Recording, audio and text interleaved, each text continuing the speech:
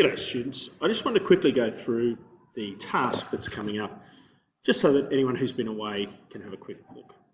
The basis of the task is this, if we scroll down, is that you're a business consultant. Your client Elizabeth wants to establish it's going to be a food-based franchise in the Moreton Bay region. She wants some sort of fast food, well-known fast food franchise.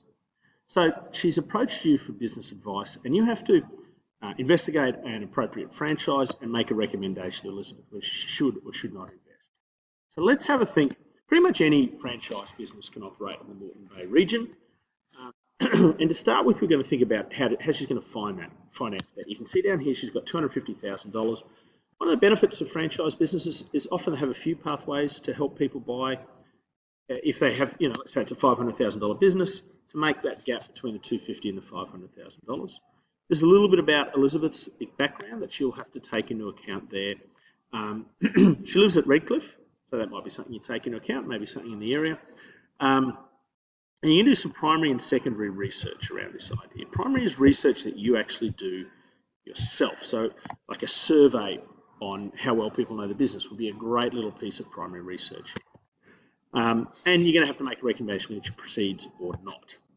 Some things we'd love you to see, we're going to talk through IBIS World. There's already an online platform around, online video around census data that you can have a look at how you can use census data. Maybe you'll have a survey, and it might just be attitudes and recognition of a brand that you want to suggest. How many people know of Subway? How many people like it? What are their attitudes?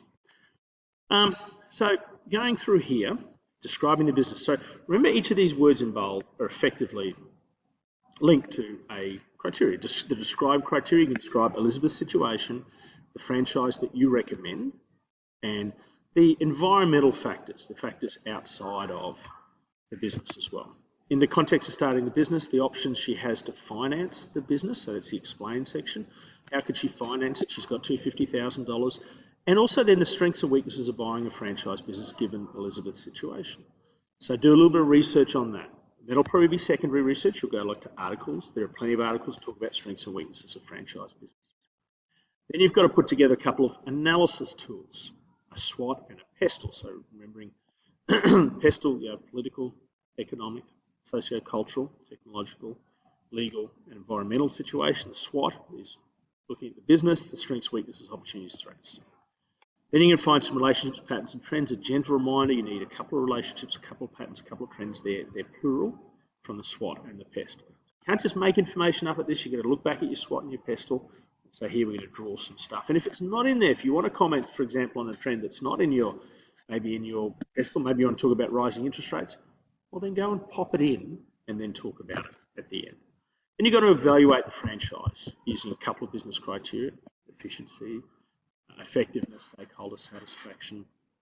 Have a think about, you've got those, there are 4 criteria, you've got to choose 2 of those, and decide whether she should proceed. Regardless of whether you decide she should or shouldn't proceed, you need a second decision or recommendations to how she should finance it. So regardless of what you think, let's say she's going to go ahead with the business, how would she finance that? So that's the basic description there. There's also a scaffold document, and I just want to touch on a couple of little reminders here as we go through this. So first of all, the describe, right, 1.0, Elizabeth's situation, the franchise, and the environmental factors that will impact the business. But learning from the previous task, a lot of you talked really well about the business situation, but didn't talk about the environmental factors. Make sure you've got to do both of that. The second is explaining franchises and financing, right? So explain in the context of starting business what options Elizabeth might have to her to franchise the business, and also, separately, the strengths and weaknesses of buying a franchise business given Elizabeth's situation. Remember, we need to link the theories back. So after, say, you might say 3 strengths, 3 weaknesses of franchise, and you might say a statement like, what will be really important to Elizabeth given her circumstances are these things. The most important factors for Elizabeth to consider will be because. Also, you've got to reference and cite. It adds credibility, and it's also part of the communicating criteria, SWOT.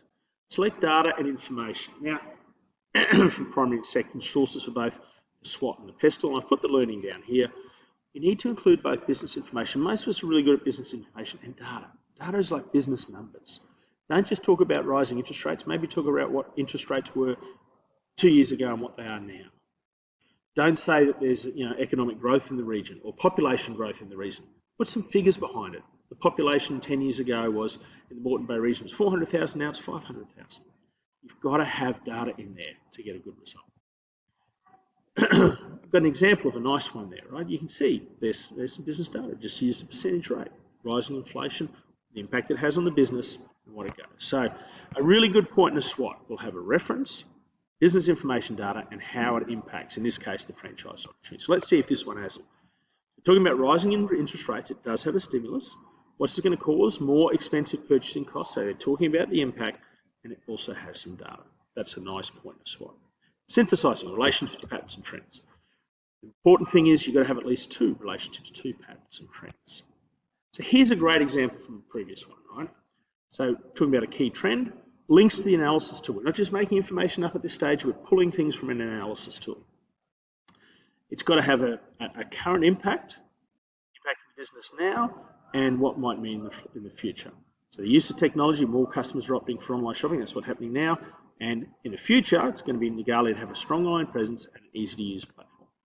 Okay, so very nicely done. And lastly, evaluate two of those business criteria.